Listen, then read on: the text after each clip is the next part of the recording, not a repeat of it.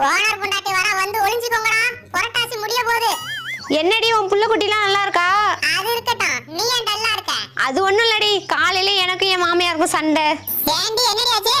நாளையில இருந்து நம்ம சண்டை போடக்கூடாதுன்னு என் மாமியார் சொன்னுச்சு.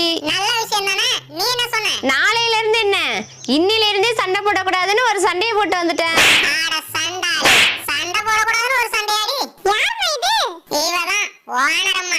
அப்போ நீ இல்லையா? அதுக்கு உங்க அப்பா ஒத்துக்கணுமே.